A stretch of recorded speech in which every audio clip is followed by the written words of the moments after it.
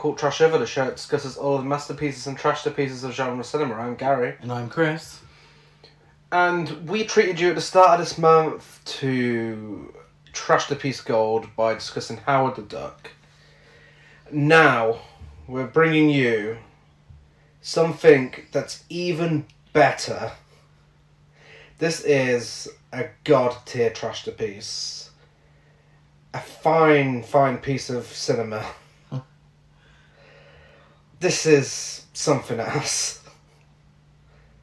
You got anything to say? No, I thought you were getting to a point. I thought you were going to join in. I do apologise. You know, I mean, I know I'm hyping this up a lot, but this is something special. We are discussing Hard Ticket to Hawaii from 1987. Yes, finally we're discussing, how many episodes in? 188. 188. We're finally discussing Hard Ticket to Hawaii. It's one of those films that, well-renowned trashterpieces. Yeah. You know, you've got ones that aren't as well-known, but when it comes to, I'm thinking those YouTube compilations. It's up there with Troll 2. Yeah. Absolutely. Up there, probably high. Yeah, like you said, higher up than Howard the Duck. But yeah, it's there in the annals of trashterpiece history. It's just so stupid, so ridiculous, so hilarious. Like, this is the perfect example of a so bad it's good film. Yeah. Directed by Andy Sidaris, who I believe has made a career of... Yes, I think he sticks to what he knows. Yes, the director of Malibu Express, Savage Beach, Hard Hunted, Fit to Kill, Day of the Warrior, Lethal Ladies, Return to Savage Beach, and lots more. Yeah, I think it's big boob ladies and big guns. Yeah. And muscly men, and I think that's his thing, and he goes for it. Worked with Sybil Danning on Malibu Express. I don't know if that's, a seal of approval. Of course it is, of course. It's legendary. But let's just say, these films, they didn't hit the mainstream. No, they didn't. I can't tell you how much this made or how much it was made for. But actually, saying about... Because the information isn't available, by the way. But talking about not hitting the mainstream, Malibu Express is Warner Bros. Oh. Okay. Right. So, maybe that's better than this, maybe? I don't know. I mean, Warner Brothers also released Batman and Robin. Yeah. So... Malibu Express was before this, wasn't it? Yeah. So maybe Malibu Express didn't do very well. No. Which is why he had to finance and produce all his own films. Yeah. Donna Spear admitted in her autobiography, which I'm glad this exists, I'd love to read this. Exactly, yeah. That she was intoxicated for much of the shoot and subsequently embarrassed by her performance.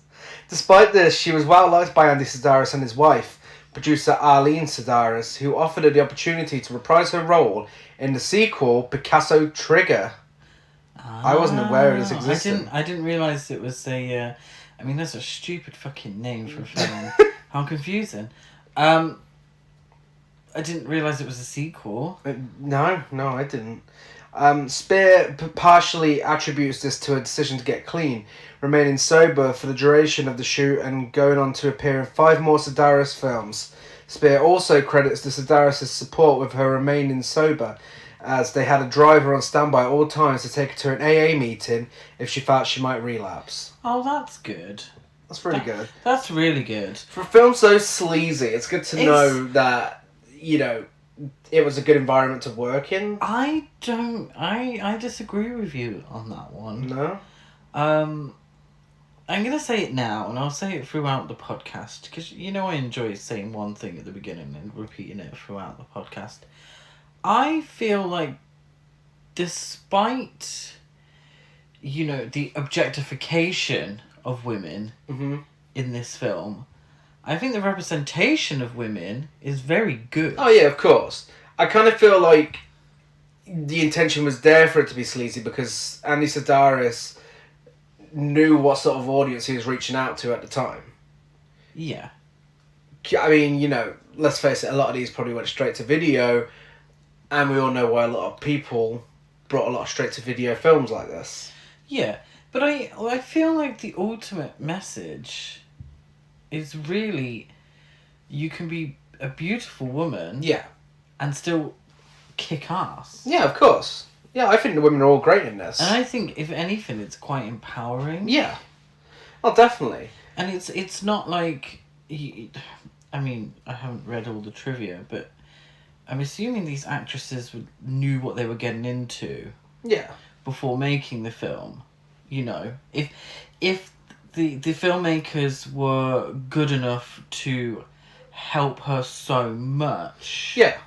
In respects to her personal life, I'm sure it was a good environment. You know, she starred in 5 subsequent films, so it must have been a good atmosphere on set, and she felt comfortable doing the nudity. Yeah, no, definitely. I mean, I agree. I think all the nudity in this film is very empowering, but just because we think that, as 2 gay men, doesn't mean the target audience are gonna think the same thing. Yeah. Yeah, I mean, it's there for a reason. Yeah. But I don't think it comes across as sleazy as it could. But we'll get into it when we talk more. Producer Arlene Sedaris, I think that helps as well, having a female producer. Absolutely. Revealed on the YouTube channel Popcorn Talk Show. YouTube channel Popcorn Talk Show, Guilty Movie Pleasures, that the film was almost given an X rating by the MPAA due to the exploding doll, thinking it was too real. It looked too real. Right. I'm sure if that's true. Andy Sedaris funded the movie using profits from his previous movie Malibu Express. There we go. He said in an interview that he preferred doing it that way. And he said, I can't go through the regular process. I can't do a script, turn it over to a studio, have a reader read it, and have some kid out of college come to me and say that doesn't work for me. I'm going to kill the fucker and I'll be in jail. It serves me well and it's cheaper to finance my own movies. You know, good on you. And the film has a cult following due to its over-the-top violence, cheesy dialogue, unintentional humour, and overall absurdity. In 2014, Paste magazine named the film the best B movie of all time. Ah, well, I don't quite agree with that, but you know, it's got a place in my heart. Yes. So getting into it, because there's a lot to say about this film. It goes a mile a minute. In Hawaii, an undercover DEA agent and a civilian friend stumble upon a drug trafficking operation and have to enlist the help of all their colleagues and friends to go after the vicious drug kingpin. All of their colleagues and friends? What, like 2 people? 3. Three people. That's all their colleagues and friends. And fuck it out, they haven't got a big social circle, have they? So we open with shots of Hawaii. An instrumental version of the ballad version of the theme song. This film has 3 fucking theme songs, by the way. All incredible. Ballad one's the best one. Yeah, it is. Annoyingly, one is Hard Ticket to Hawaii. Yeah. They're the lyrics. But then another one is Hard Ticket to Paradise. And it really annoyed me, because I was expecting the word Hawaii to come up. And it was Hard Ticket to Paradise. Well, the other one's just instrumental. It's just instrumental. We see the Ala Moana Yacht Club, and we get some badly dubbed characters. A woman who asks a guy in Speedos if he'd like to get in the hot tub with her, and he says, I've got better things to do with my body temperature. What is he wearing? Speedos. But they're not Speedos. What? Well, I mean, they are Speedos. But they've got, like, the side is just a band. Is it? Yeah, so there's no, like... It's... So, like, a Speedo is, like, a solid, isn't it? Yeah, I suppose. But his is more like a bikini bottom. Like a lady would... You know, like a lady's bikini bottom. Mm-hmm. Yeah. What was the point to this scene? Now thinking back to it, she removes the towels, flashes her boobs to him, and they start making out. This I discovered later because there's some dialogue that refers back to this. This is Rowdy and Donna. Is it? Yeah. It doesn't look like either of them. It doesn't look like either of them. Were they like, recast? Weirdly, yeah, like recast. It's yeah. I for the whole thing I was like, well, who are the two at the beginning? Then what was what was Kurt from this film? But that is Rowdy and Donna. So, and they referred to their previous relationship, and they referred to he wants her to stay in Honolulu, and he doesn't want her to go to wherever the film takes place. I actually forgot to write it down. I suppose this makes sense considering the return in weird Speedos later on. Yes. Meanwhile, two cops are investigating an area where people have been growing weed. One of the cops visits them every now and then just to give them a fine. And we Is that what he was talking Yes. about? I had no idea what he was going on about. We introduce the stereotypical gangster types, but they're dressed like they're on holiday. And they're all taking the weed, or so we think. I suppose they are. I mean, also diamonds as well, spoiler alert. The cops spy on them, and then they walk into a trap and they get shot. Yeah. Yeah. The outfits in this film for the men are weird. Yeah. Because these are... oh, shit. Of course. Scarface. Oh, yeah. Makes sense. Yeah. Scarface was... like a couple of years before? I think so, yeah. Or yeah, so they're definitely going for the Hawaiian shirt, casual gangster look. Because I assumed they were like, what I assumed is that they were pretending to be something else, like they were undercover or something. Yeah. But no, they're as brazen as anything. They've just got guns on the beach. Yeah. They don't give a shit. They don't know. They don't care. Who knows where they are or what they're up to. So this is just how they dress. Yeah. This is You know. There's various points where they're just casually eating in a restaurant. Yeah. Owned by someone who's undercover. Yeah. Yeah. Who they I think believe is undercover. Huh? Like Edie. Edie, yeah. But they know she's undercover. Yeah, but they don't give a shit. They just go to a restaurant whenever they want. Yeah, they're very brazen about it. One of the 3 theme songs plays, the instrumental version, with the opening credits on shipment boxes. Oh my god, this went on for so long. Yeah, I could see what they were getting at, but that's some mighty long credits for this to really work.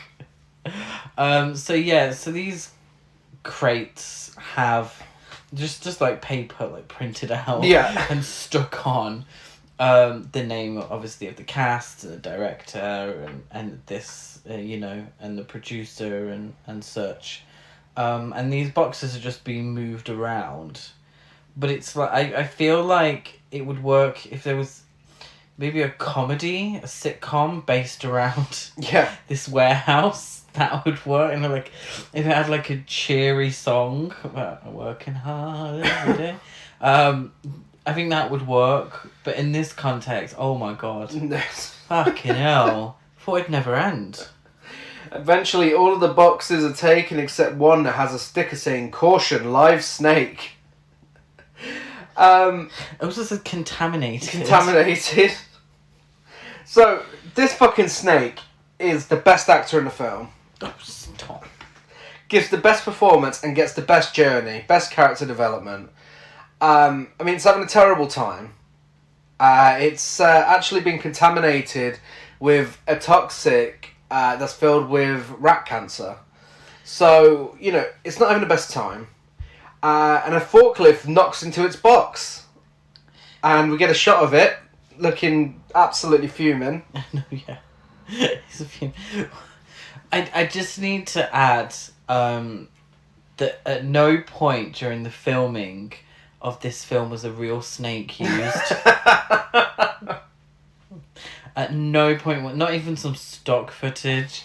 It's all this I mean, it comes close to paper mache at some point. This fucking fake-looking snake. Yeah, but it's absolutely fuming. It's been something. disturbed. We get more shots of Hawaii. Now it just looks like a travel show. Yeah, beautiful shots of Hawaii. Yeah, but the theme song, the instrumental version of the ballad version, it makes it look like you're watching the travel show. Like, here in Hawaii, you can find luxury resorts. Yeah, that is true. Contaminated snakes. No, that's after we're introduced to. Oh yeah, we get more of them. We get more of them. Yeah, so on a beach, Slay Queen Donna tells her pal or colleague Taryn that she's getting soft. Yeah. To which Taryn replies, "I'm supposed to be soft. I'm a woman." Taryn then uses an outdoor shower and takes her top off whilst holding a conversation for seemingly no reason. As the next time she appears, she's leaving some kind of building in... they're both sporting a proper Steve Irwin outfit, aren't they? Yeah, sexy Steve Irwin. A sexy Steve Irwin. You know, she's serving Sybil Danning. Yeah, yes, yeah. A lot of the time they give me Heather Locklear. Yeah. But Taryn leaves this building and she's like fully dressed. Her hair is bouncy. It's full. It's dry. You know, it's she's clearly whatever building that was had a hairdryer. Yeah. And she got full face of makeup and she's ready to slay the day. There was definitely something in the contract that said only topless nudity because she takes a shower with her bikini bottoms on. Yeah. And you know, there's no shower gel inside. There's no shampoo. No. She's just like washing herself off. She just walks under this outdoor shower. But what's happening in that building that she comes out of that she's suddenly fully glammed? Yeah. Taryn thinks she's annoying, but Donna tells her it doesn't mean she can't be buff, and then they have a high five. Yeah, so we establish that Taryn is just a civilian. Yeah. This comes up a lot in the film, and it's not actually until the last scene you realise why they keep mentioning it. So she's just a civilian, whereas Donna is FBI or she's an agent. DEA undercover. She's an undercover agent. Yeah, and she says, "Oh, you know that doesn't mean you can't be buff." So she's been called soft. She should be buff. And like, Donna's going to give this Taryn a complex. She's a beautiful lady with a fabulous figure. Mm-hmm. And she's getting shady comments. Yeah. Two guys take the snake box away and miss a danger sign warning of contamination. Dun, dun, dun. Donna and Taryn,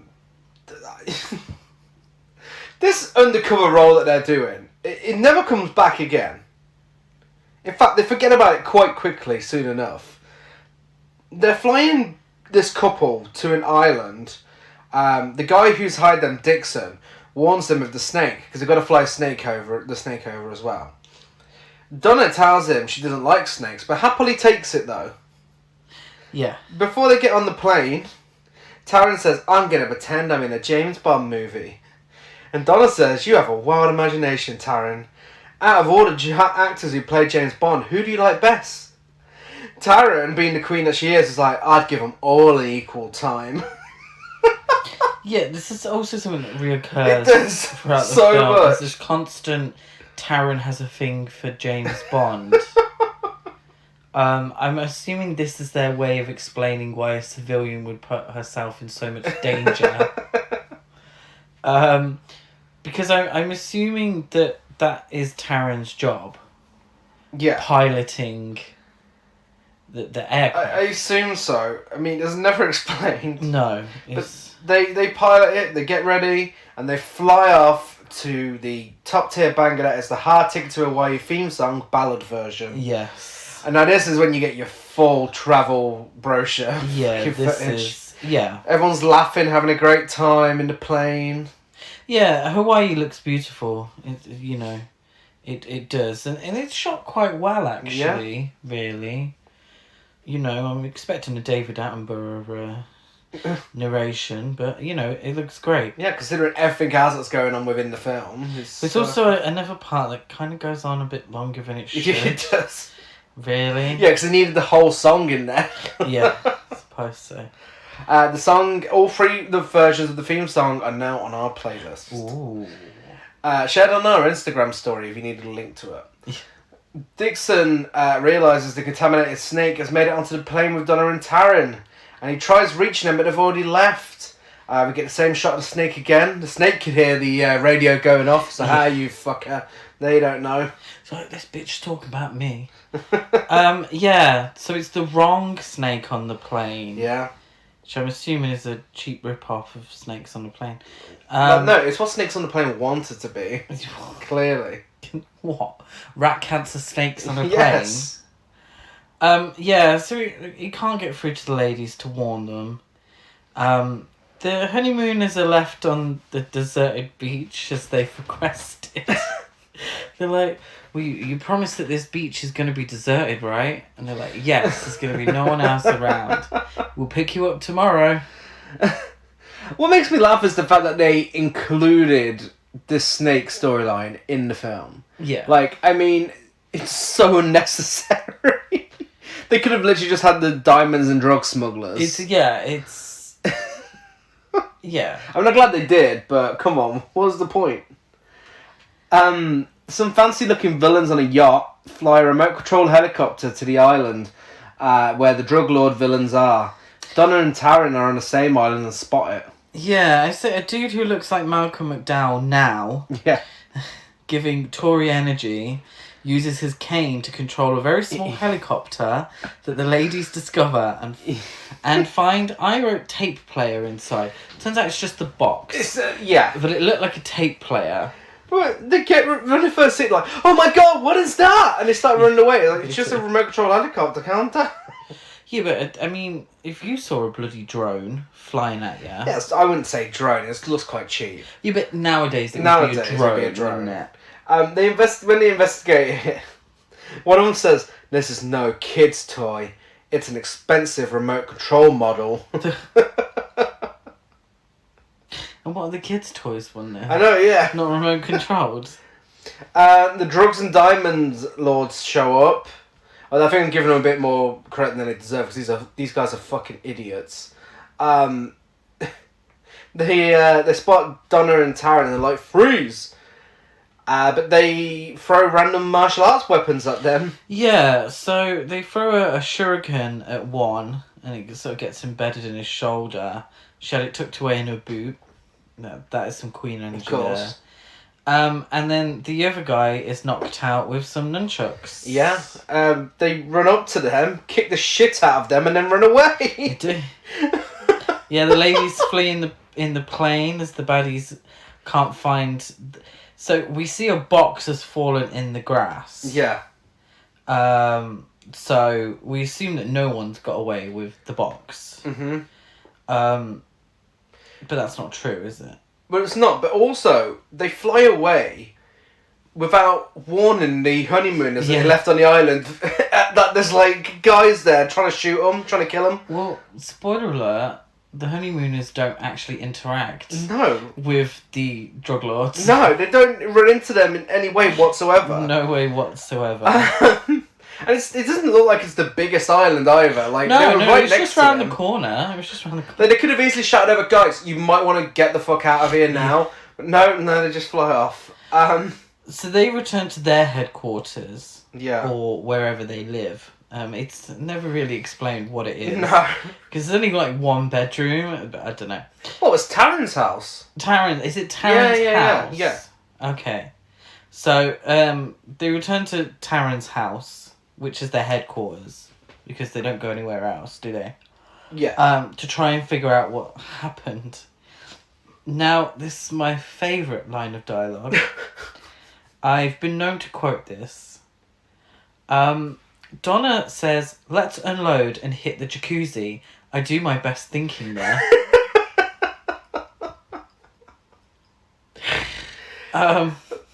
Like, I mean, it's one of the best lines of dialogue of all time. I don't know about just this film. Exactly. I quote, I not the jacuzzi. I don't own a jacuzzi. If I did, I would say jacuzzi. But I've been known to say, you know, I'm getting a shower. I do my best thinking there.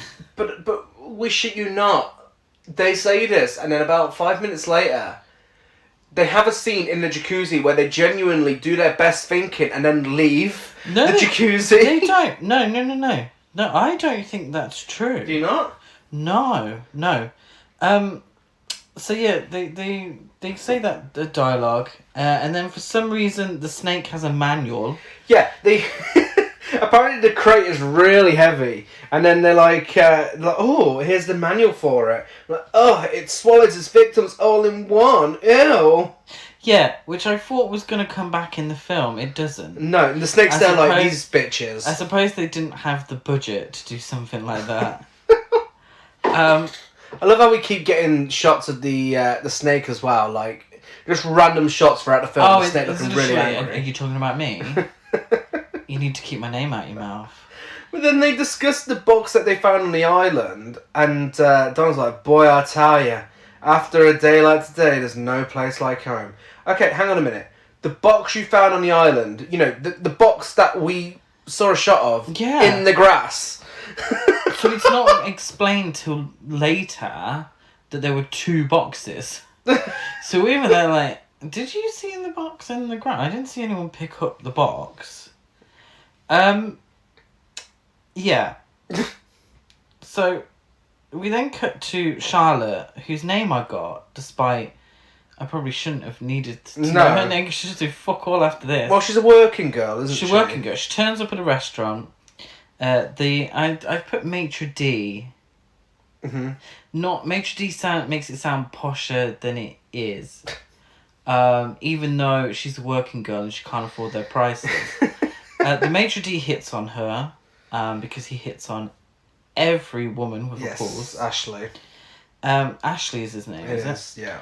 So Charlotte says, she's just a working girl and she can't afford their prices, but she's there to see someone. That someone is Whitey, an older, larger gentleman, and he explains when she sits at his table that he's changed after the previous night. She says, and I don't like this, but she says, "Oh, you practically raped me last night," and it's kind of played off like a joke. Yeah. That is one. It's like, oh, yeah, because really, it's a very sign of the times. Yeah, he then says he doesn't care about her body anymore, and then hits on a waitress and asks her for a pair of coffee. Yeah, he ogles the waitress's chest as she serves them. She's wearing a tropical bikini as she serves them. So, Charlotte, I think you can afford this place. Yes. You don't need Whitey to buy you your dinner. You're a strong, independent woman. I mean, she gets the last laugh because, you know, she doesn't end up with him clearly, and he gets made a twat out of himself. That's true. She also doesn't have any dialogue after this point. No. But you kind of see her in the background of shots in the restaurant. The 2 henchmen, bad guys, the girls beat up earlier. Yeah. They turn up at the restaurant. So this is Edie's restaurant, and they speak to their boss, Seth Romero. Have you got down how Seth excuses himself? No, I do have down that he must be the bad guy because he has a foreign accent. Exactly. He's like, "Oh, excuse me for a moment," and the woman he's with is like, "Of course not," but he still leaves. I think the dialogue was meant to be, "Do you mind if I?" Of course not. Yeah, they tell him a couple of broads took the box. Yeah. To which he replies, If brains were bird shit, you'd have a clean cage." Well, he also says, "Looks like they almost killed you. Who did this to you?" Does it? They're just limping a little bit. There's a bit of blood on their shirt. So they can't afford the full works, can they? Romero calls over his date and tells her that he has a job for her. Yeah. Now, is this Michelle? I'm not sure, because there's 2 women he works with. There's Michelle, and then there's the nunchucks queen. Yeah. Yeah, I'm not sure which So one it it might was. have been Nunchuck's queen. Maybe. But if it is Michelle, that kind of makes him not only foreign but gay. Maybe. I don't know, it didn't sound like Michelle when she was speaking. No, I don't think so. So it must have been Nunchuck's queen, who looked like Beth Phoenix. Yeah, also, know just to give a bit of context as to what we're talking about, this film has everything you could want, including drag queens. Yes. We have a drag queen barmaid who looks incredible and won loads of awards, I believe. Miss Gay USA 1977. Yeah, absolutely. So, I mean, come on, you know. But it's not. What is there not to love about this film? Yeah, we'll get to it when we get there. So where were we? So Ramiro calls over his date and tells her he has a job for her. We then cut to Donna and Taryn topless in a jacuzzi. Now I must say, I don't think this is a jacuzzi. Because, well, I think it is a jacuzzi, but they couldn't switch it on. Because if it was on, it would obviously interfere with the sound. Yeah. So it looks very dull. The water is very still. They're essentially just in a pool? Yeah. Or a bath of some sort. They open the box. They're both getting topless, of course. They are topless, yes. They open the box and there's diamonds inside. And they're like, oh, no wonder the guys tried to kill us. And then Donna's like, well, this means they'll have a hit out on them. On us. I laugh because they seem so unbothered. Well, this means they'll have a hit out on us. And then they're like, okay, we need to figure this out. And they leave the fucking jacuzzi. Swip it. I don't believe any thinking or decision making actually took place in that jacuzzi. I mean, they had to think about the fact that they're going to have a hit out on them now. Well, we need to open this box. Probably best if we were topless when we did it. In the jacuzzi. Just in case something squirts out and ruins our clothes, you know? Yeah. Yeah. Iconic. It is an iconic scene, to be fair. But they do seem so, like, not bothered. Yeah. And this is what makes the film so great. The acting is just... I was going to say hideous, and I'll actually stick with that. It is hideous all round. It is. Everyone does a terrible job. They look amazing. You know, they are so much fun to watch, but fucking hell, these aren't good performances. It's dead behind the eyes. They probably give the best performances, aside from the snake. Like, the two female leads probably do give the best performances. Yeah. But that's fucking pushing it. We then cut to two guys on a boat, Rowdy and Jade. Yes. Giving full-on cultural appropriation and homoeroticism. Yeah. As they practice martial arts on a boat. Yeah. They're visited by the sushi man, who hilariously delivers them a sandwich. Yeah. With a note inside the sandwich telling them that they're needed to help whoever. I don't know who sent that sandwich. No. The assumption would be it would be Donna that sent the sandwich. Yeah. There's a phone call later, which establishes that's when Donna tells them. So I don't know. They then obviously need to cover their tracks, so they set the sandwich on fire. Because it's just that kind of film. We then cut back to Donna and Taryn at Taryn's house. And they're having a good old gossip, aren't they? Spilling some tea. Yeah, the dialogue just gets even better at this point. Donna can't believe it that Taryn's got another spy movie poster with a German in it. And then goes on to slag off Taryn's Malibu Express poster. I know. Because, come on, Which Meta. is funny. Yeah, come on, Meta. They discuss some guy called Cody who left the agency and become an actor. And his cousin Rowdy, which is obviously one of the guys doing the homoerotic martial arts on the boat. Donna says, they're both adorable, but just a little flaky, you know. And Taryn says, so tell me the truth about Rowdy. How's his stuff? So Donna says, great, he's got 4 inches. And Taryn says, 4 inches? That's not so hot. And Donna says, yeah, it is. I measured him from the ground up. Doesn't make any sense. That doesn't make any sense.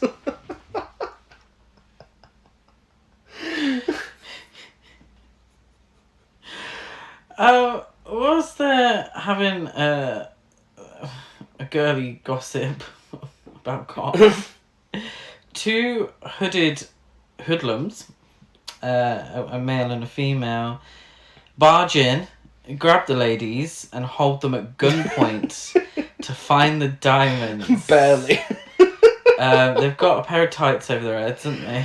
The guy out of this duo, oh my god, he looks so apprehensive to act. Like, Yeah. he looks like he doesn't know what to do the entire time. He does look like no one's sort of been through it with him. There's been no rehearsals. In doing all this, they release the snake. Yeah. And that's not a euphemism. They actually released the snake, and now this contaminated rat cancer snake is set free. Yeah. So this is when I realised that there were 2 boxes of diamonds, and they believe that the ladies have both. Mm-hmm. Romero is with them outside, waiting for them, and he sees the snake. He tries to shoot the snake, and the gunshots, I don't know, the 2 hoodlums hear the gunshots, and they're like, oh shit, scram. So Well, he's fucking screaming he's as well. Screaming. So they leave, promising to return to find the other box. Donna manages to shoot Romero in the face. Whoa, you can't leave this out. What? Well, when the thugs are leaving, one of the guy that looks like doesn't know how to act trips over a bin lid, pauses, Yeah, of course. pauses, looks at the camera, and is like, I'm okay. It's not a bin lid, it's the lid to the drain. Oh, to the drain? So that's how the snake gets in the toilet. Yeah, the fucking snake goes around the whole island before it's in the toilet as well. Yeah, but that's how.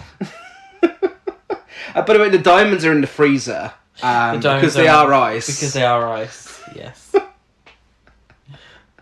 Isn't that a thing? Was it? I think it was an episode of The Golden Girls where Blanche left her diamonds in the freezer.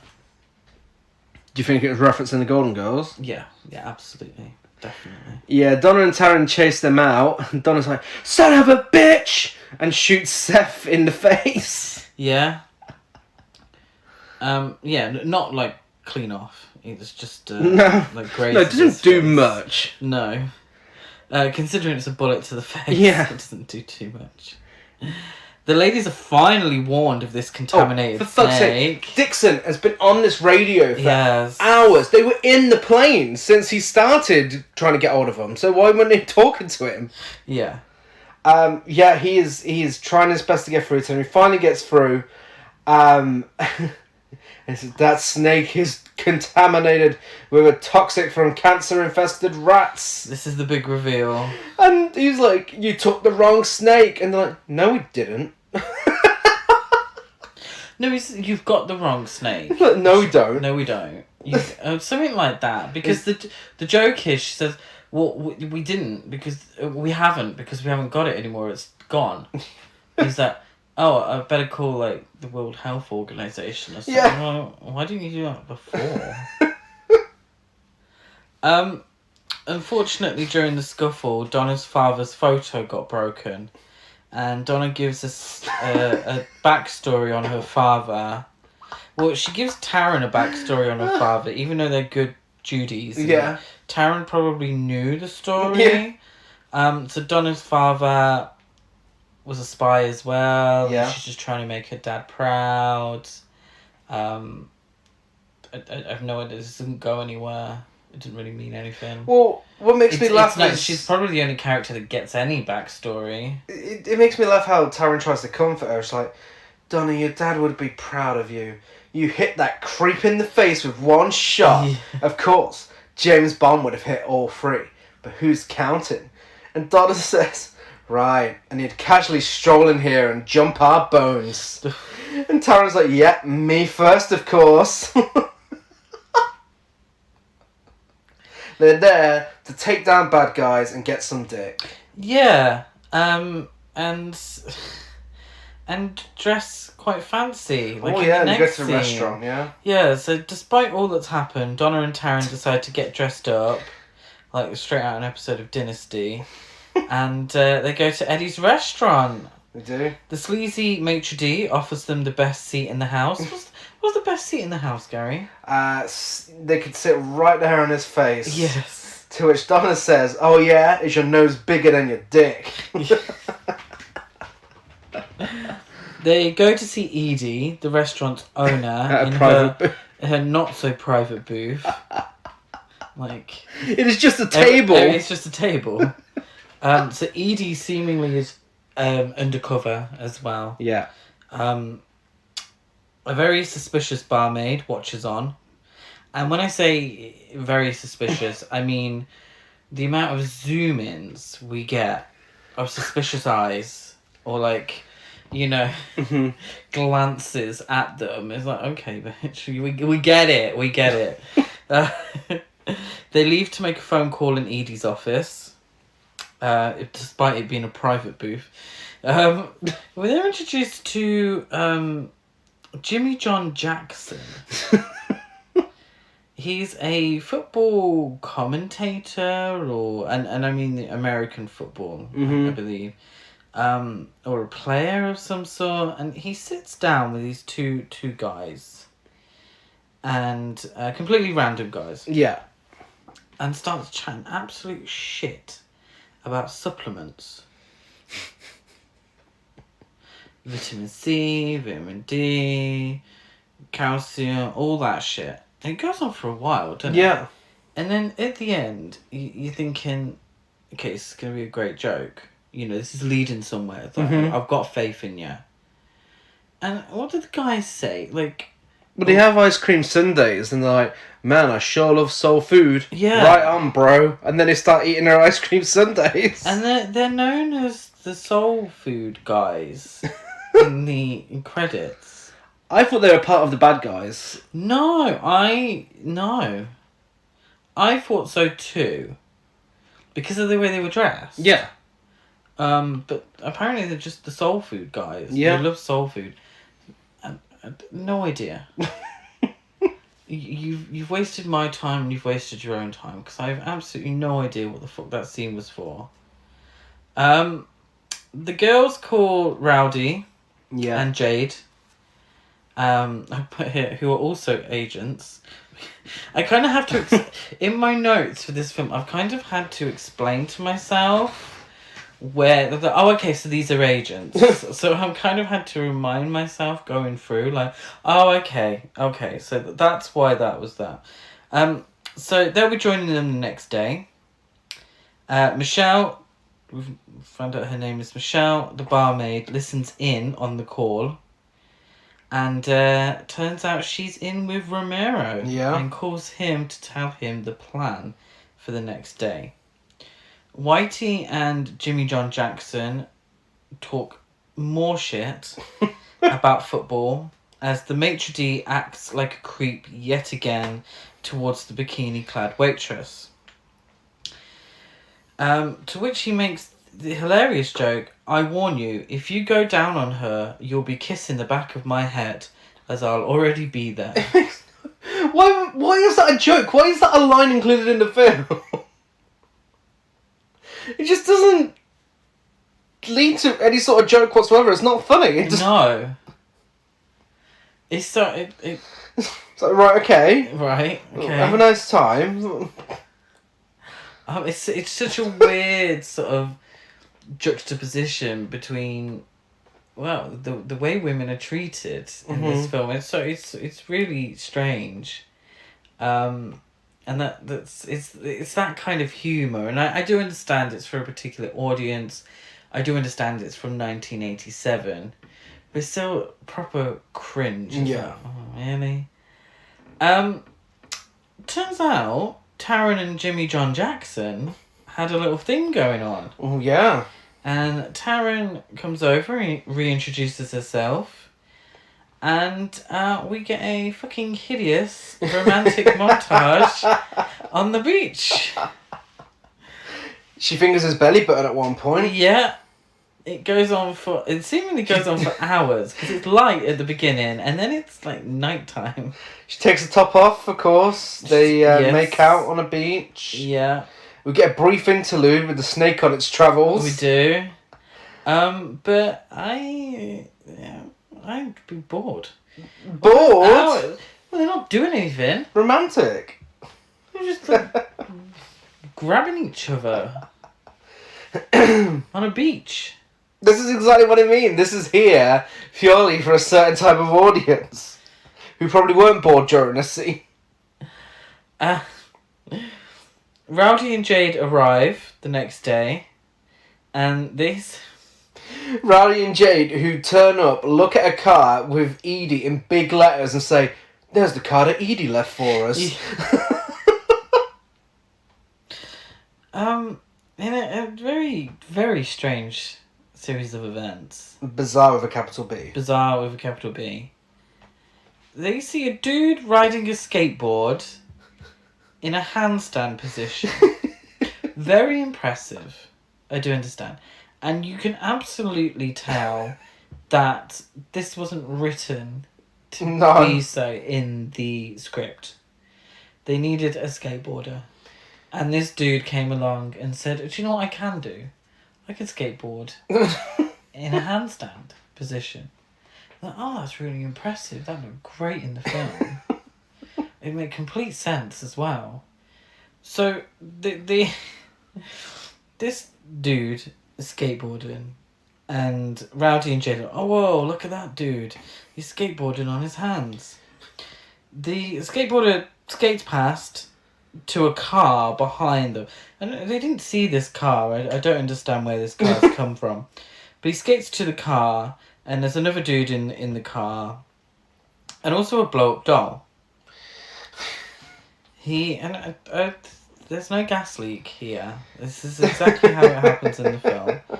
He grabs the blow-up doll and a shotgun and starts shooting at Rowdy and Jade, wounding Jade in the process.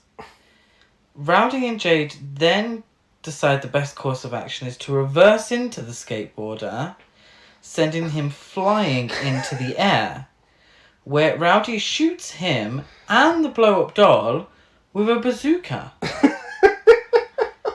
To which there was a very large explosion. For both. Not X-rated, I don't think. The skateboard just rolls away. But it's hilarious in its ridiculousness. Okay, there's a lot wrong with this. I mean, first of all, the rude skateboarder interrupts Jade whilst he's telling Rowdy all about how his first wife used to mow the lawn naked. Oh, yeah. We didn't get the punchline to that joke, did we? No, because he's like, "Oh, hang on, Rowdy, we've got some nutcase in front of us. Man, he must be smoking some heavy doobies."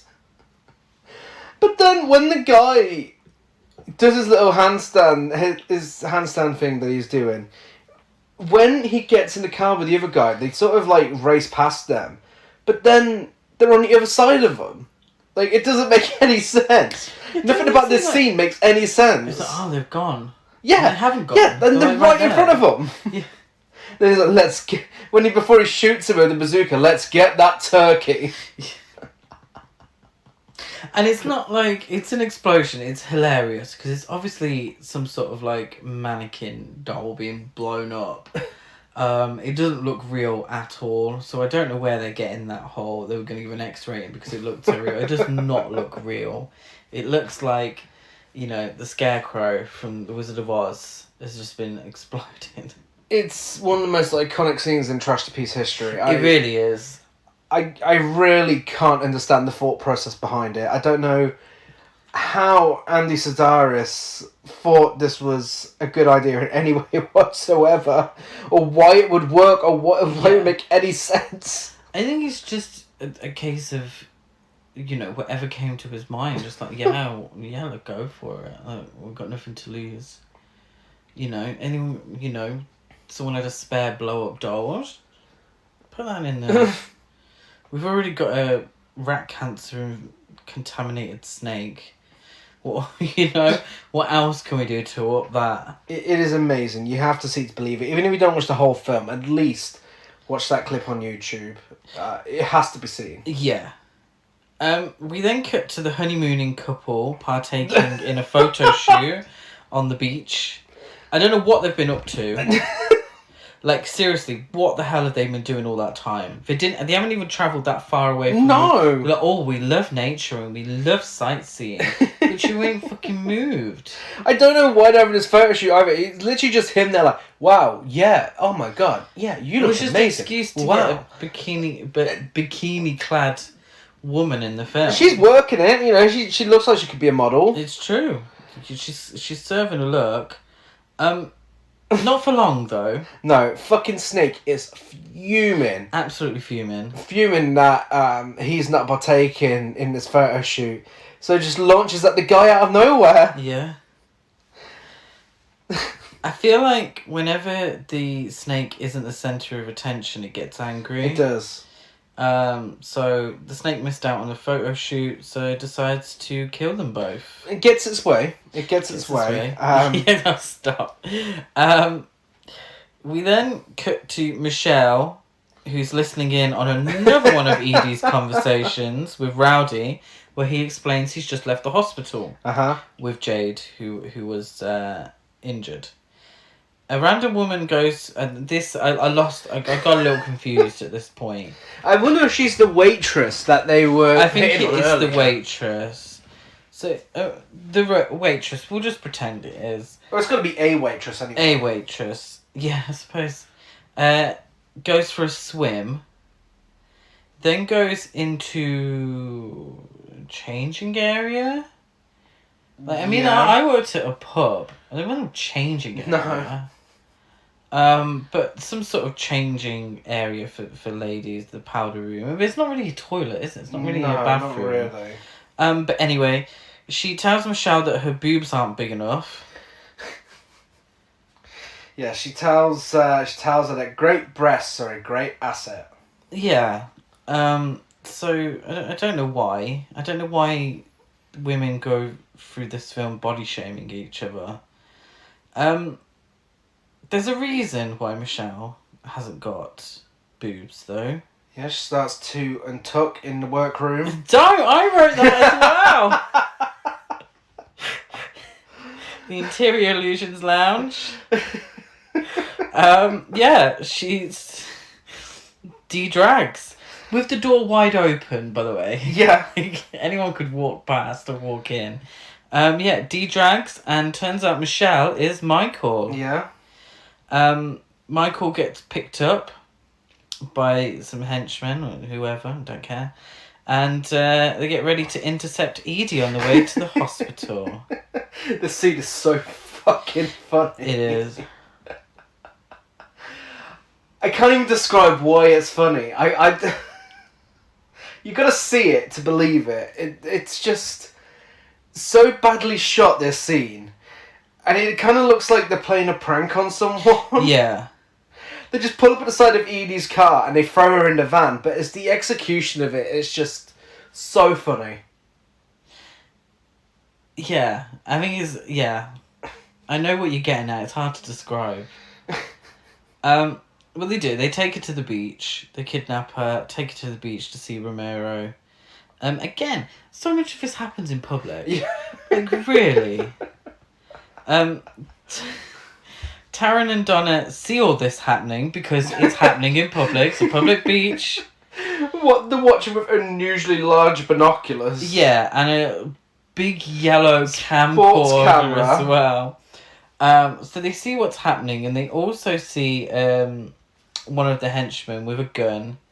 It's the one from earlier, isn't it? Yeah. That shot the police officers. Throwing a frisbee with a local woman. Colleen. Really enjoying himself throwing this frisbee. And it is one of the most ridiculous parts of the film. Like, the handstand skateboarding, I get. He wanted to show off his skills. It doesn't make 100% of sense, but this makes no sense. No. Like, this is... Somebody had an idea about something that happens later on in the film, And they're like, well, how do we get to this point? I want this to happen, but how do we get to this point? I just have him really enjoy playing frisbee with this random woman. Yeah, we'll do that. So Taryn and Donna then go to use a phone at a sumo wrestling training centre. Forgive me, I googled to see what the name was, but it didn't really tell me. But you know, the sumo wrestlers are training. No, I don't know if I got a little confused, but I think Taryn was trying to communicate with them in Spanish. Yeah. To much hilarity. Makes a right tit of herself. Yeah. Donna sneaks around and uses the phone. Who does she call? She calls Ashley. Ashley? Who the fuck's Ashley? The flirty guy at the restaurant. Oh, Lord. Yeah. Somehow that call... Don't. ...makes her figure out that Michelle is Michael. Okay, I don't know if I was misunderstanding. So Donna, for some reason, deduces, using only the way Michelle held a cigarette, that Michelle is Michael. Yeah. And that he was in on it all along. This is what I think. It's hard to understand. No, that's what she said. Yeah, it's hard to understand what the fuck they're going on about, though. Like, half the time through this film, people are talking. I'm like, what are they saying? Yeah, and she says Michelle has been tipping them off. And Taryn's like... Ah! It's a weird thing where there are moments where Taryn's meant to be dumb. Yeah. But then also not. So Donna and Taryn go to the beach and they find the honeymooners butchered. They find the girl first. Donna's like, Taryn, I can't believe this! Oh, it's the most emotion they've shown. This is their Oscar moment. I don't know what the snake did to them either, by the way. No. They are literally torn to pieces. But there was that whole conversation earlier about snakes. Oh, they swallow their prey whole. Well, no, clearly they don't. That's not happened here. They're going crazy, like, I can't believe this is happening. In a bizarre series of events, they find a Polaroid picture left in the camera from the guy of the couple. And they stand there and they literally, in real time, wait for it to develop. And like, it's developing. And when it develops, I shit you not, it is a fucking selfie left by the snake. It is the snake poking out from the side of the camera, looking directly into it. I feel like... I don't feel like it's meant to be a selfie. I feel like it's meant to be his last photo. So he was taking a photo as the snake struck. I don't think the camera was up when it happened. It probably wasn't. But it's... Because I don't think it's meant to be a selfie. But it looks like one. Yeah. And that's the funny part, is that it does look like... the snake has taken a selfie. It's like, bitches, yeah, look where I am. At the scene of the crime as well. At the scene of the crime. Audacity of the it. Evidence. It's like, I don't give a shit if you think all it's me. All these criminals in this film just do it all out in the open. But then Donna and Taryn are like, oh, well, there's nothing we can do, let's leave. And they fucking leave. Oh my god, they do it all the They leave the time. corpses on the fucking beach. They can't... I feel like so many of the scenes with Donna and Taryn together, the film doesn't just cut. No. They have to leave the scene before it cuts. It's like, just cut. It's fine. You don't have to tell us where you go with. After this, and it's really the shittest part of the film. I didn't find this funny or entertaining at all, did you? No. Jimmy John Jackson interview. No, because I feel like all of the scenes in the film that were intended to be comedic weren't funny. No, it's true. I mean, you know, we're dealing with a trashterpiece here. This is all the reasons we enjoy it are all the things it got wrong. But when you're trying to do comedy and you don't get that right, I mean, that's not so enjoyable. Yeah, so it's Jimmy John Jackson. He's interviewing two African American football players for TV, and it's live TV. And he's doing this interview, and he actually asks one question, which complete waste of time. They reply, and their reply involves a racial slur. And Jimmy John Jackson and Whitey think that their careers are over. Like, oh my god, can't believe it's gone out on live TV. And that's the joke? That's it. Yeah, Ashley paid them to do it. As a joke. Oh. Yeah. Yeah, he set them Do up. you know who deserved to die in this film? Ashley. Yeah. Yeah. Oh, that makes it even worse. I know, like, yeah. So, like, the filmmakers, I'm assuming the writers were all white guys. Well, yeah, I assume so. So this joke just it falls flat, and then the joke is that this sleazy dude has paid them money to use a racial slur on TV. Yeah, I mean, they said other things as well. Oh, I don't know what else. They were saying, like, motherfucker and stuff like that. Oh, were they? So, Swearing? Yeah. Oh. Anyway, yeah, whatever. Donna, Taryn, Rowdy, and Jade, our Fantastic Four, are finally all together. Finally, like how far are we into this film? Our four main characters are finally probably over an hour by this in point. the same room together, which I actually think was a good thing, and I'll tell you why later. And they start to put a plan in place, not in the jacuzzi though. No. Edie has been tied up now and is being questioned about the diamonds. But when they go back to Taryn's house, Donna's on the phone to Dixon, asking about the snake, and for some reason he asks her if she's ever been mistaken for a man. Yeah. What's the point in that? And even though he's not given that energy earlier, No. he was respectful. She's like she's literally on the phone like, no snake. And no, I have not been mistaken for a man. Okay, bye. What? No, she was like, have you ever been mistaken Yeah, have for you a ever man? been mistaken for a man? I feel like so many of the scenes in this film is that they've had one idea, one joke, or one idea. Like, wouldn't it be cool if he flew in the air and got shot with a bazooka? And so the lead up to these, they just do whatever they want, or whatever. But they want this moment in the film. Uh-huh. So I think this is... Well, we want the joke where Donna, she asks if he's ever been mistaken for a man. That's a funny joke. Yeah. Well, how do we get there? I don't know. Just have Dixon be a bit of a dickhead, even though he hasn't been for the beginning of the film. Just have him being a bit of a dickhead. Okay, yeah, okay, great. Now we can get the joke in. Tick. Yeah. They're preparing weapons. They are preparing weapons for the first time.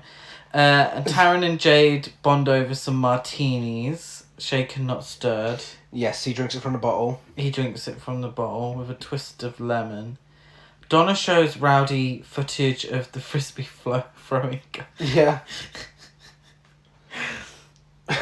They were quite far away on the beach. Yeah. And from a certain angle as well. And we see that angle at first. Yeah. But then they're right in front of him. Right in front of him. I mean, that's quite the zoom for 1987. But from a different angle. This is not even the same angle. Yeah. But he's living his best life. He's throwing his frisbee with Colleen. And Rowdy says, I can use that. Can you? Is that the thing? Can you use that? Turns out you can. This is the part where I realised that they were the couple from the beginning on the boat. At the beginning of the film. And Rowdy was trying to keep Donna in Honolulu because he knew what was going on. Donna says, you can't control my life. To which Rowdy replies, I don't want to control your life. I just want to suck the paint off your toenails. We then cut to Romero's bodybuilding henchwoman, looking great. Yeah, she does a routine. Sexy, sweaty routine with nunchucks. She, for me, no reason. You won't get the reference, but she's definitely giving Beth Phoenix energy. And then she starts to torture Edie. Kind of. I think she smacks her slightly with nunchucks, and like when you see Edie later on, it doesn't look like she's not beaten been up. done to her. No, unless it's tickle torture. They haven't done much to her. Donna and Rowdy have sex on a chair. Well, barely. I mean, first of all, she was moaning from him kissing her, like in the previous scene. And now he's moaning really loud just because she's sitting in front of him. This is the weird thing. Like... Is she giving him a tit wank? I feel like that's what's going on. It might be.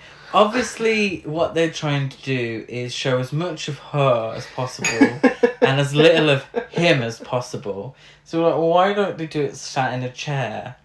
So then we can see her backside and we don't have to see too much of the fella. But it doesn't quite work because it's very much like The Room, where the special places aren't necessarily linked. They're nowhere near. They're nowhere near each other. The only thing I can think of is a tit wank, and that's It would have to be revolutionary. tit wank. I don't think that's ever been included in a film before. So, groundbreaking. Yeah. Breaking boundaries. Breaking boundaries. But yeah, he's very loud, to much hilarity. Yeah, So- Taryn and Jade find it hilarious. They find it hilarious and they have to turn the music up. Whatever music that is. I don't actually think they did turn No. it up. And they have some very interesting post-sex talk, don't they? Yeah, so Donna asks, "Tell me, what do you feel?" To which Rowdy replies, "One man's dream is another man's lunch." Oh, what does that even mean? And she's like, "You son of a bitch." And then they go back to Taryn and Jade and all have a laugh about it. Like, I really feel like the dialogue was picked out of a hat. Like, for random scenes, just thrown in there. I just don't get... None of it makes any sense. I don't get the joke. No. It's not even lunchtime. And he certainly didn't go down on her. No. So Romero calls Mr. Chang. Yeah.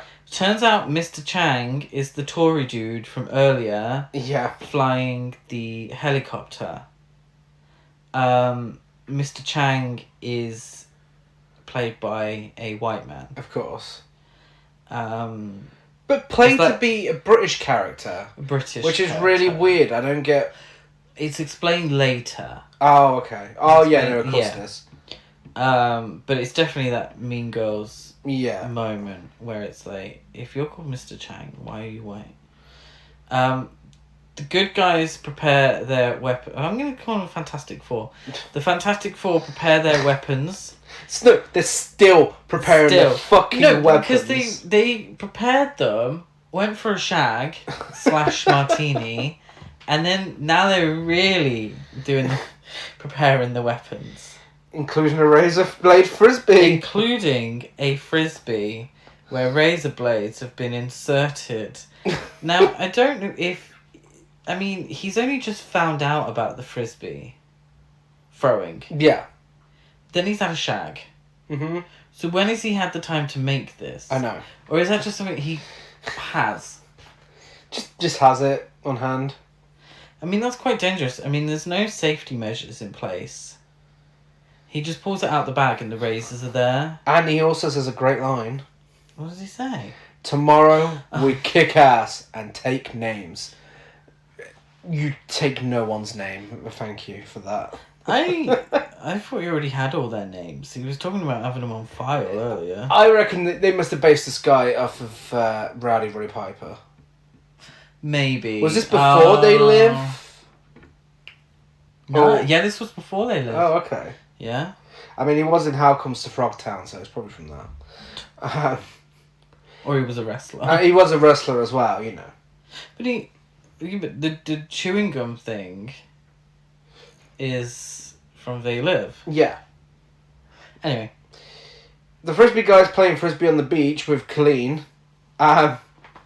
Rowdy asks if he can run along with her whilst wearing an Hawaiian shirt and those fucking Speedos. Yes. What a combination. She's like, yeah, you can run with me. How strange. If you were running across the beach, can I run with you? Like, no, of course not. How strange. You got all that space. We all start playing Frisbee, and then he asks her, he says to her, why don't you get lost? And she's like, what do you mean? And he shows her his gun, not the razor blade Frisbee, his gun. And she starts running away, but then he says, hey, Colleen, you've got a great ass. And she says, so do you, Pilgrim. What the fuck? I think that U2 Pilgrim is an American thing that I don't really get. Why was she so startled by the gun in his bag? Yet she plays Frisbee with a guy holding a much larger gun. It's true. For every day. Yeah. After aggressively throwing the Frisbee at each other a few times, Rowdy... The thing is, they threw it at each other and said, ha, try and catch that. You threw it at him? After doing that a few times, Rowdy replaces the Frisbee with his razor blade one. Yeah. And it embeds in the henchman's neck. Well, it cuts off his fingers, embeds in his neck. This is the one I remember. This is the scene I remember. YouTube, greatest death scenes. Yeah. It's fucking ridiculous. He does a small victory fist pump. He does. He does. Now the Fantastic Four put their plan into full swing after that random scene. I really don't get. I was like, this is for the police, didn't he? Yeah. So I'm assuming that was the point of it all, because they then put a plan into full swing somewhere else, not there. They go to, because they're not very discreet about anything, they go to the hideout of the drug smugglers, diamond people, bad guys. Rowdy and Jade shoot a guard. Yeah. After Rowdy misses a lot. That'll be a running joke. Donna lands some kind of glider. Throwing grenades before that. She was. Taryn dramatically drops out of a car and rolls over. Yeah. Jade gets into a martial arts fight with a guy who could have just shot him. It's like... So these people have just shot the guy outside. Yeah? Mm-hmm. They've barged in. Yeah. You've come out of nowhere from behind the door. You got your gun on this guy who's just killed you, whatever, outside. Probably gonna try and kill you. Mm-hmm. And you're like, stay there, don't move. No, you just shoot, you dickhead. I hate when films do that. I really do, because there was no reasonable reason for him to not just shoot on sight. Like, what? I don't get it. Anyway, they get into a fight. To which Jade says, life's a bitch, and then you die. Taryn shoots Michael. And then Jade kills this guy in the martial arts fight with... He's got razor hand? I don't know how he closes his hands with those on. But also, the bad guy breaks his beads.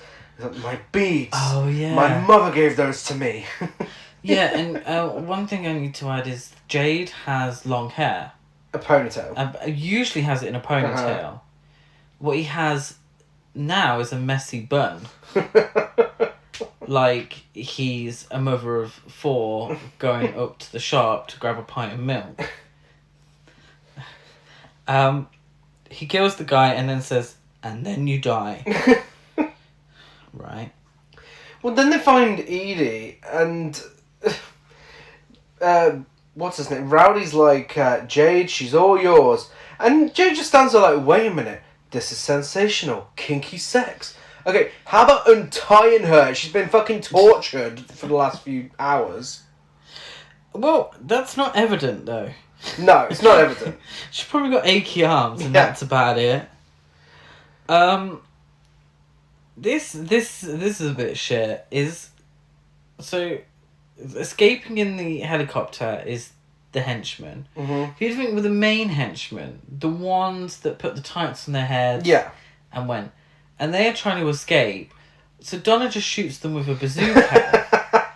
And I thought, one thing that did annoy me, I thought we would maybe get a good fight scene between Donna and the female henchwoman. Mm-hmm. Female henchwoman. The bodybuilding henchwoman. But we didn't really get that. No, they were just kind of blown up by a bazooka.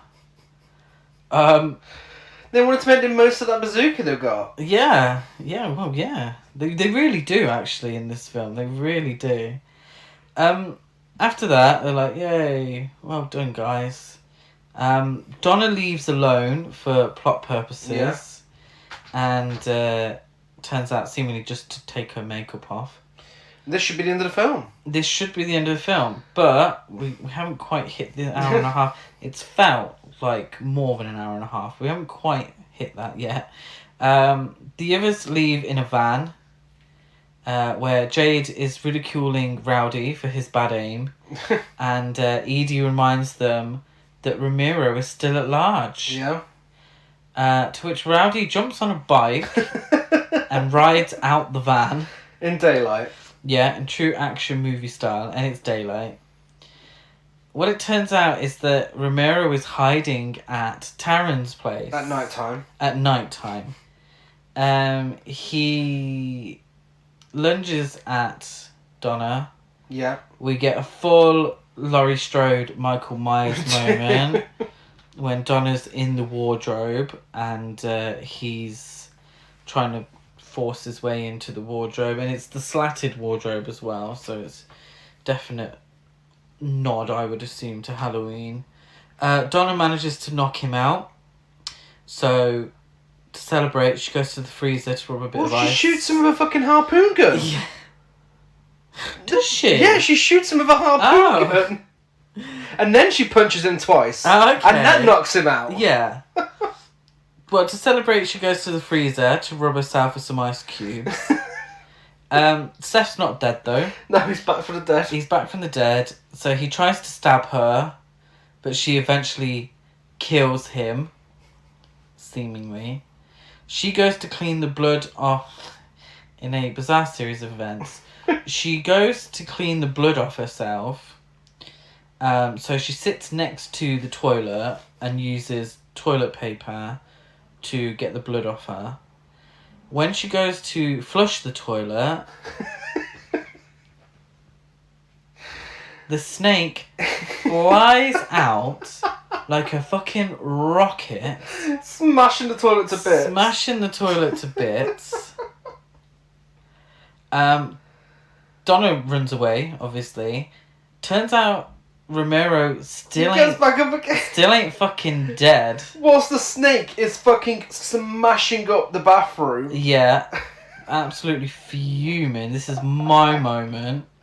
He's absolutely fuming that Seth's trying to kill Donna when that's his thing. So, he bites Seth. Yeah. And that finally kills him. Mm-hmm. I don't know if it's the rat cancer or not, but something works and Seth is finally dead. Donna tries to shoot the snake until Rowdy crashes through the wall on his bike and shoots the snake, you've guessed it, with the bazooka. But only its head explodes. Only its head. A fucking bazooka. They probably all should have been dead. That probably should have made the fucking house collapse on them. But it just kills the snake by making his head explode. Just the head. And he was like, where the hell did the snake come from? She's like, would you believe the toilet? And he says, just when you thought it was safe to take a pee.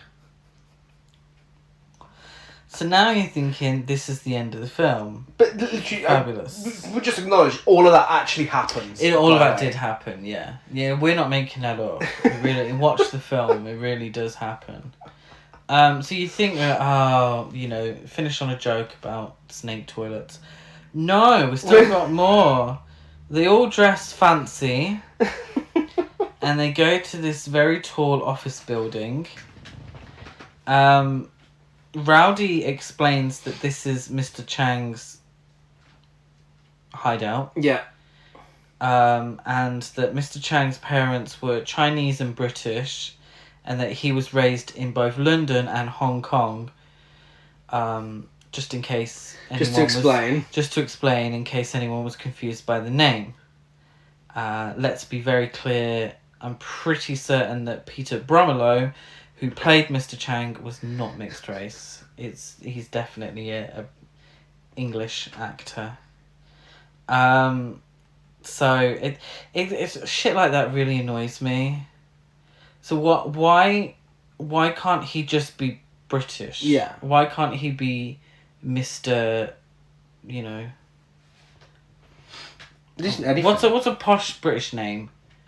I don't know. Oh, whatever. Mr. Johnson. There we go. Mr. Boris Johnson. Duh. Why can't he... True villain. True villain. Why can't he just be Mr. Boris Johnson and he's British and he's the bad guy? This is what I get. Like, Seth Romero had to have a foreign accent. Yeah. Mr. Chang, despite not being played by an actor of Chinese origin, had to have that foreign thing. Mm-hmm. I know it's an American film, American action film in the 80s. It's something that's true throughout these kind of films. Is the bad guys are always foreign in some sort of way, but it's just a bit like, ugh. And if you're gonna call him Mr. Chang, at least get a Chinese actor to play him. Throw some money their way. Get them some roles. I know it's a shitty stereotype role, but if you're gonna play the stereotype, you might as well, do it properly. Anyway, Donna and Rowdy just walk into his office. Yeah. With absolutely no issues whatsoever. They know exactly where he is. Mm-hmm. They just walk in. They kill one of his henchmen. With closed nunchucks. They beat him up with closed nunchucks. Couldn't be asked to open them. And they're there to arrest Mr. Chang. But Mr. Chang is not having any of it. So he draws his samurai sword and says, in a pig's ass. Yeah. Makes no sense. Rowdy says, "You've made a big mistake bringing a sword to a gunfight." Rowdy tries shooting him, but his aim is so terrible that Donna shoots him. Yeah. And he flies out the window, plummets to his death, Mr. Chang does. And that's the end of him. Yeah, he falls in front of Taryn, who's absolutely horrified despite all of the battles and action she's been part of for the last hour and a half. Yeah, that's very true, actually. Despite seeing a helicopter full of people explode.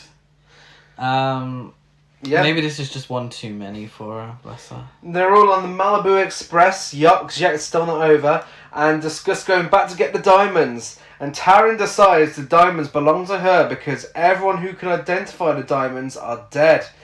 Because she's a civilian, as we've been reminded many times, so... She's a civilian, so the others, because they're agents, would legally have to hand in the diamonds no matter what.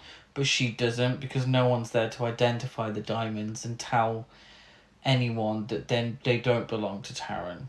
So there you go, and she says, and I'll help spend it all with my friends, or whatever the fuck she says. And then we get the Hard Ticket to Hawaii theme song, dance version, played over the end credits, which are also the boxes again like the opening credits, but this time they're intertwined with the film's best bits. Yes. This is the Hard Ticket to Paradise that annoyed me. And yeah, that is the bizarre Hard Ticket to Hawaii. It is. It's almost a parody. But because it's not, because there is a sincerity there, it makes it so much more enjoyable. It becomes a parody of itself. Yeah. It really is one of my favourite trashterpieces. And if you listen to this podcast and you enjoy the stuff we talk about, then you'd have either seen this already or you have to see it. Yeah. Yeah, I would definitely recommend if anyone who loves their trashy films, or are they just entertaining crap? If you love 80s action films, this has everything that you could want. Done badly, but still there. It's still there. Yeah, and I think, it hasn't aged great in some ways. The women are objectified. But at the heart of the film, and what I believe are the two leads, are Donna and Tara. Yeah, they are. Who are two very strong women. Mm-hmm. And it's emphasised throughout the whole film how these are two very strong women. Yeah. And it is Donna who saves the day at the end. Mm-hmm. And I really appreciated that because you can have the, boobs part of it, and I understand that's for a target audience. But I also appreciate, seeing strong women on film. Yeah, absolutely. And I think having that female producer, that was the reason, I think, that occurred. I think so.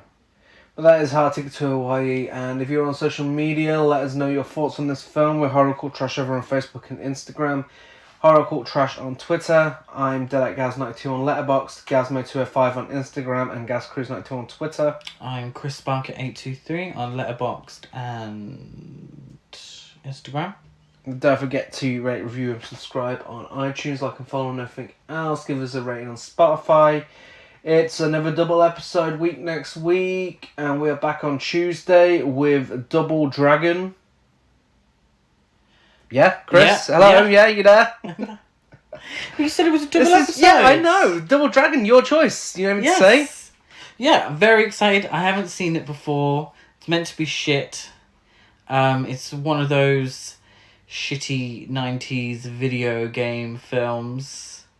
Yeah. Really excited for it. And then on Friday, it's original versus remake time, and we're discussing both versions of Initiation of Sarah.